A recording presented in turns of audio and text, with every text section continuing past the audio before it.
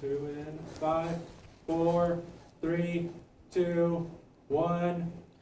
Hello everyone, today is Monday, February 7th, 2022. I'm AJ. And I'm Nate. On today's show, we'll be talking about the crisis on the Russian-Ukraine border, bomb threats against black colleges, the decrease of COVID cases in Texas, and more. So stay tuned for today's episode of Skills USA News.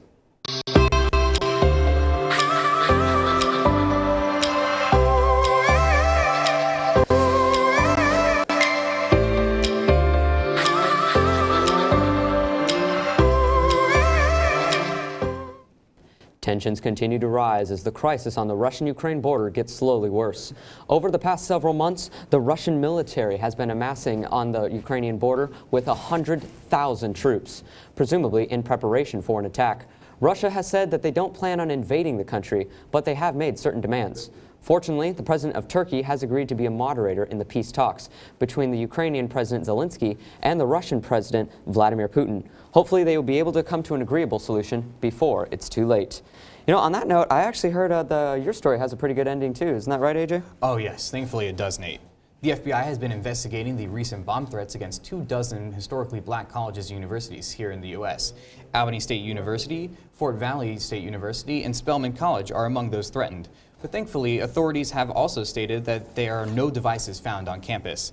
The FBI stated that its Joint Terrorism Task Force is leading this investigation, with these attacks being looked into as hate crimes, as the FBI describes them as racially or ethnically motivated violent extremism.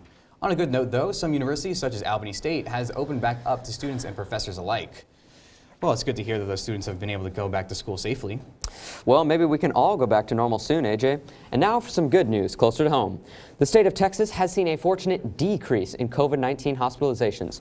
Last month, Omicron, the most recent strand of COVID, increased infections and almost pushed Texas hospitals and intensive care units to full capacity. Now that number is on the decline. This Monday, the recorded number of hospitalizations was at nearly 12,000 cases, a far cry from January 20th, when the number was at 13,371. Doctors say less and less Texans are being hospitalized for COVID. And now to AJ with our sports news. Thank you, Nate. Beijing will become the first city in the world to have hosted both the Summer and Winter Olympic Games. Last hosted there back in the summer of 2008, the Games were a great celebration of China and gave Beijing a chance to flex their world powerhouse muscles. Many citizens took English classes to make Olympic tourists feel welcome in their city. Even then President George W. Bush traveled to Beijing in support of Team USA. However, 14 years later, the relationship between the U.S. and China are straining. China has already proven itself a world-dominant power and is now boasting an intense rivalry with the U.S.